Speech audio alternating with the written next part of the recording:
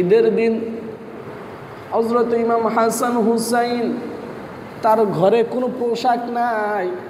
ইমাম হাসান হুসাইন মার কাছে যায়, বলতেছে মা গো, ও মা, আজকে তো ঈদের দিন গো মা, এই মক্কা মদিনার অনেক ছেলেরা মেয়েরা আমার নানা ভাইয়ের পিছনে ঈদের নামাজে শরীক হবে গো মা, তুমি কি আমাদের দুইটা ভাইরে একটা নতুন জামা কিনে দিবা না? ও মা, আমাদের কি আমার নানু ভাইয়ের পিছে ঈদের নামাজ পড়তে মনে চায় না গো মা। হযরত ইমাম হাসান হুসাইনের মা হযরত ফাতিমা রাদিয়াল্লাহু তাআলা আনহা ডাক দে বলে, সন্তানরা আমার ঈদের জামার জন্য কান্না করতেছে, কিন্তু বুকটা ফেটে যায়, বলতে পারে না যে তার কাছে টাকা নাই, পয়সা নাই, ঈদের জামা কিনা দেওয়ার মতো টাকা হযরতে ফাতিমার ঘরের ভিতরে নাই। এমন সময় হযরতে ফাতিমা ডাক দেয়া বলে, ও আমার সন্তানেরা, যাও বাবারা, বাহিরে যাও, আমি দর্জির দোকানে দুইটা জামা বানাইতে দিছি। আমার মুসলমান ভাইরা বানাইতে দেয় নাই, তারপরেও সন্তানদেরকে সান্ত্বনামূলক বলতেছে, যাও বাহিরে যাও, দর্জির দোকানে দুইটা জামা বানাইতে দিছি, যাও এইবার যাও, বাহিরে যাইয়া দুইটা সন্তান যাও, সুন্দর করে গোসল করে আসো, দর্জি তোমাদের জন্য জামা নিয়ে আসবে। আমার মুসলমান ভাইরা বানাইতে দেয় নাই, যখন সান্ত্বনা পাইয়া দুইটা সন্তান বাহিরে চলে যায়। হযরত ফাতিমা এবার চিন্তা করে গেল, হায় রে, আমার দুইটা কলিজার সন্তানকে বলেছি জামা বানাইতে দিছি, কিন্তু আমি তো বানাইতে দেই নাই, আমি এইবার কি করব? যদি তারা গোসল করে আইসা দেখে যে আমি জামা দিতে পারি নাই, এইরকম জামা নিয়ে আসি নাই, তাহলে তারা বলবেন নবীর মেয়ে মিথ্যা কথা বলে, তাদের কাছে আমি বড় লজ্জিত হয়ে যাব, কি করা যায়? এইবার তার বাবার ওসিয়ত মনে পড়ে গেল।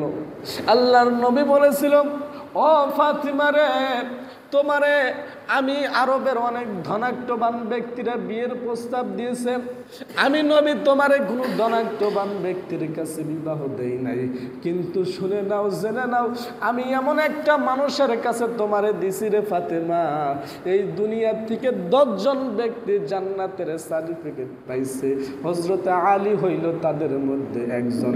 জোরে জোরে কন্যা সুবহানাল্লাহ। সেই আলীর সাথে তোমাকে বিবাহ দিয়েছি। ও ফাতিমা, শোনো রে ফাতিমা, যদি তুমি বেশি বিপদে কখনো পড়ে যাও, আমার আল্লাহরে তুমি এরকম আল্লাহ বলে ডাক দিবা, ফাতিমা, আমার আল্লাহ তোমার দোয়া কবুল করে নিবে। জোরে জোরে কন্যা সুবহানাল্লাহ। আমার মুসলমান ভাইরা, এইবার হযরত ফাতিমা সুন্দর করে ওযু করে 2-4টা রাকাত নফল নামাজ পড়ে আমার মালিকের দরবারে হাত বাড়াইছে। জোরে কোন সুবহানাল্লাহ। সুবহানাল্লাহ বলো না, জোরে বলবা। এরকম দিলের ভিতরে যে জংগুলা থাকবে, আল্লাহ রাব্বুল আলামিনের ধ্বনিতে, আল্লাহর নামের প্রশংসায় তোমার ভিতর থেকে জংগুলা সরে যাবে। আল্লাহর এই নামের উসিলায় তোমার দিলটা পরিষ্কার হয়ে যাবে, এরকম আয়নার মতো পরিষ্কার হয়ে যাবে। চাইতে আল্লাহ এই সুবহানাল্লাহর বিনিময়ে তোমারে মাফ করে দিতে পারে। কোন সুবহানাল্লাহ। আমার মুসলমান ভাইরা, হযরত ফাতিমা এইবার যখন ওযু করে নামাজ পড়ে আমার মালিকের দরবারে, আমার আল্লাহর দরবারে দুখানা হাত বাড়ায় দিছে, ডাক দে বলে, মালিক রে, ও আল্লাহ, আমি ফাতিমার আল্লাহ তোমার দরবারে হাত বাড়াইছি আল্লাহ, আমি কখনো আল্লাহ তোমার কাছে এইরকম ভাবে হাত বাড়াই না। ও মালিক রে, আমার 2টা সন্তানকে আমি বলে দিছি ঈদের নামাজের জন্য যাবে, নতুন জামা বানাইতে দিছি, কিন্তু রে মাওলা আমি তো বানাইতে দেই নাই। আল্লাহ আমি যেন আল্লাহ এইরকম ভাবে অপমান না হয়ে যাই, আমার এই সম্মানটা তুমি আল্লাহ রক্ষা করো রে আল্লাহ। রব্বুল আলামিন তুমি চালু করে এই ব্যবস্থাটা একটু করে দাও না। আমার মুসলমান ভাইরা, আমার আল্লাহ রব্বুল আলামিন হযরত জিবরাইলকে বলে, জিবরাইল, এ জিবরাইল রে, আমার হাবিবের মেয়ে এরকম জামার জন্য আমার কাছে বলতেছে, জামার জন্য, দুইটা জামার জন্য কান্না করে। ও জিবরাইল, তুমি কি করো? চালু করে জান্নাত থেকে দুইটা সুন্দর সুন্দর পোশাক নিয়ে ফাতিমার ঘরের সামনে হাজির হয়ে যাও। জোরে জোরে কন্যা সুবহানাল্লাহ। সে আল্লাহ আছে না এখনো? অবশ্যই আছে, কিন্তু আমরা চাওয়ার মতো চাইতে পারি না। তার কাছে যদি চাওয়ার মতো চাইতে পারেন, আপনি যত বড় অভাবই থাকেন না কেন, আল্লাহ আপনার অভাব পূরণ করে দিবে। সুবহানাল্লাহ। বেশি বিপদে পড়ে গেলে আপনিও যদি এইরকম ভাবে নফল নামাজ পড়ে আল্লাহর কাছে চান, আল্লাহ আমি এই বিপদে পড়ে গেছি, তুমি ব্যবস্থা করো, দেখবেন আল্লাহ আপনার দোয়া কবুল করবে। কিন্তু আমরা বিপদে পড়লে, কিছু একটু সমস্যায় পড়লে বাবার দরবারে যা হাজির, বাবা দেও। বাবা দেওয়ার ক্ষমতা আছে? কোনোদিনও নাই। আল্লাহর কাছে চাইতে হবে। মোমেন কখনো আল্লাহ ব্যতীত অন্য কারো কাছে মাথা নত করতে পারে না। এই জন্য আপনি যখন আল্লাহর কাছে চাবেন, আল্লাহ অবশ্যই দিবে। আর আল্লাহর কাছে না চায় যখন বিভিন্ন জায়গায় ঘোরাফেরা করবেন, আল্লাহ আপনার কাছ থেকে এরকম রহমত ছিনিয়ে নিবে, আপনি পাবেন না। এই জন্য বাহিরে ঘোরাফেরা না করে আল্লাহর দরবারে চান, আল্লাহ অবশ্যই আপনাকে দেবে। আমার মুসলমান ভাইরা, এইবার কি হলো? হযরত ইমাম হাসান হুসাইন বাহিরে যাইয়া গোসল করে ঘরের ভিতরে ঢুকে দেখে হযরত ফাতিমা যাই নামাজে বসে বসে আমার আল্লাহর দরবারে কান্না করতেছে। জোরে জোরে কান্না সুবহানাল্লাহ। হযরত ফাতিমার কান্না দেখে দুইটা সন্তান সহ্য করতে পারে না, ডাক দে বলে, মা গো, ও মা, তোমাকে আর কান্না করতে হবে না গো মা। ও মা, বুঝতে পারছি মা, তুমি জামা বানাইতে পারো নাই। মারে, আমরা তো দুইটা সন্তান, আমরা কত অভাবে কষ্ট করে বড় হইতেছি, বুঝতে পারতেছি রে মা। আর তোমাকে কান্না করতে হবে না মা গো, আমরা দুইটা সন্তান সব সহ্য করতে পারি গো মা। তুমি মার চোখের পানি আমরা দুইটা সন্তান কখনো সহ্য করতে পারি না। জোরে জোরে কান্না সুবহানাল্লাহ। হযরত ফাতিমা এরপরেও কান্না থামায় না। বাহির থেকে কে যেন দরজার ভিতরে নক করতেছে, বাহির থেকে কে যেন দরজার ভিতরে টোকা মারে। ইমাম হাসান ডাক দে বলে, কে গো তুমি? বাহিরে এইরকম দরজার ভিতরে আঘাত করতেছো? বলে, আমি হইলাম দর্জি, তোমার মা আমার কাছে জামা বানাইতে দিছে। জোরে কোন সুবহানাল্লাহ। ও মুসলমানরা, দেখো আল্লাহর কি খেলা। এইবার ইমাম হাসান হুসাইন দরজা খুলে বাহিরে যখন চলে যায়, একটা মানুষকে দেখতে পায়। হযরত জিবরাইল আলাইহিস সালাম মানব স্বরূপে দুইটা পোশাক নিয়ে হাজির হয়ে গেছে। হযরত জিবরাইলকে দুইটা পোশাক হাতে দেখে বলতেছে, আপনি কে? বলে, আমি হইলাম দর্জি, তোমার মা দুইটা জামা বানাইতে দিছিল, এই যে দেখো সেই দুইটা জামা আমি নিয়ে আসছি। তোমাদের কার কোন জামাটা পছন্দ হয়, ওই জামাটা তোমরা নিয়ে নাও। আমার মুসলমান ভাইরা, হযরত ইমাম হাসান, ইমাম হুসাইন এইবার জামার দিকে তাকাইয়া বলে, এত সুন্দর জামা জীবনে কোনোদিন দেখতে পাই নাই।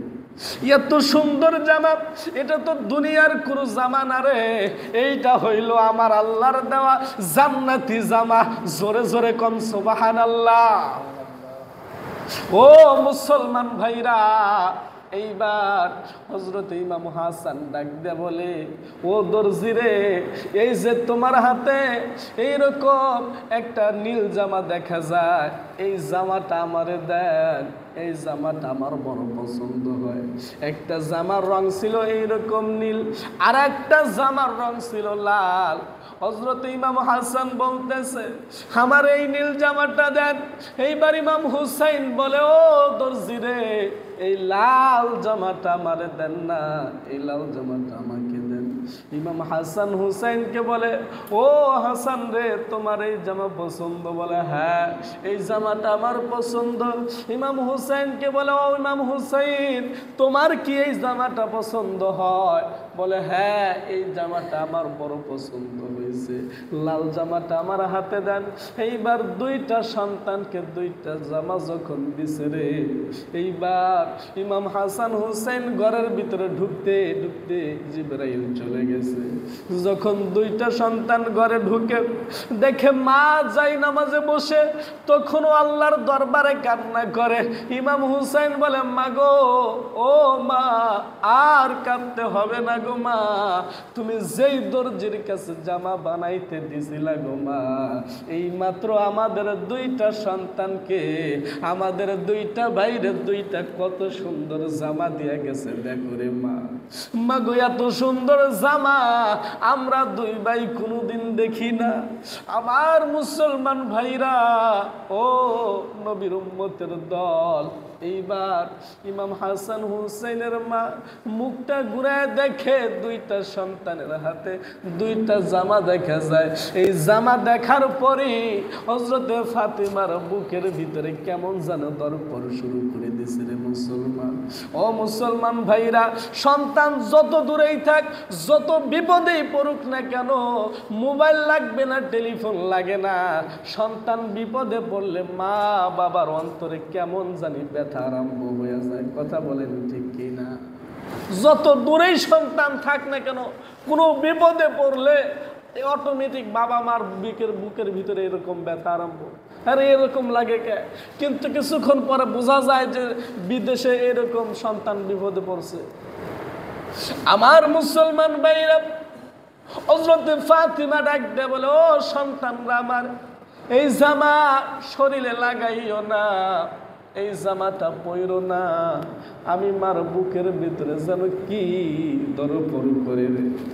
ও সন্তানরা, এই জামার হাকিকত আগে আমার বাবার কাছ থেকে শুনতে হবে, তারপরে ও আমার সন্তানেরা পইরো। এইবার দুইটা সন্তানকে নিয়ে হযরতে ফাতিমা আমার নবীর দরবারের দিকে রওনা হয়েছে। এমন সময় হযরতে জিবরাইল আমার নবীকে জানায় যাইতেছে, নবী গো, আপনার মেয়ে এইরকম দুইটা জামার জন্য আল্লাহর কাছে কান্নাকাটি করেছে। ও নবী গো, এই জন্য আমার আল্লাহ দুইটা জামা জান্নাত থেকে দিয়ে গেছে নবী গো, এবং কি আমার আল্লাহ এই দুইটা সন্তানকে আল্লাহর রাস্তায় কবুল করে নিছে। ও নবী গো, শুনে নেন, জেনে নেন, দুইটা সন্তানের হাতে দুইটা জামা দেখতে পাইবেন গো নবী। ও নবী গো, শুনে নেন, জেনে নেন, ইয়েজিদি সৈন্যরা যার হাতে এরকম নীল জামা দেখবেন, বিষ পান করাইয়া এরকম ভাবে নীল নীল করে দুনিয়া থেকে বিদায় করে দেবে নবী গো। আর যেই সন্তানের হাতে লাল জামাটা দেখবেন গো নবী, ওই কারবালার প্রান্তরে এই ইয়েজিদি সৈন্যরা এইরকম ভাবে বল্লমের আঘাতে, তীরের আঘাতে দুনিয়ার থেকে বিদায় করে দেবে। আমার মুসলমান ভাইরা, এমন সময় হযরতে ফাতিমা যখন বাড়ির ভিতরে ঢুকতেছে, আমার নবী দেখতেছে যে হযরতে ফাতিমা ঢুকতেছে দুইটা সন্তান নিয়ে। যখন আসছে, আমার নবী মুস্কি হাসি দিছে, ডাক দিয়ে বলে, ও বাবা গো, কেন এরকম ভাবে মুস্কি হাসতেছেন? বলে, ফাতিমারে দুইটা পোশাকের জন্য কাঁদছিলা, আমার আল্লাহ তোমার দোয়া কবুল করেছে রে মা। ও মারে, এই জন্য আমি হাসতেছি। আর আমাকে এই মাত্র জিবরাইল জানায় গেল, আমার দুইটা নাতিকে আল্লাহর রাস্তায় আল্লাহ কবুল করে নিছে। জোরে জোরে কন্যা সুবহানাল্লাহ।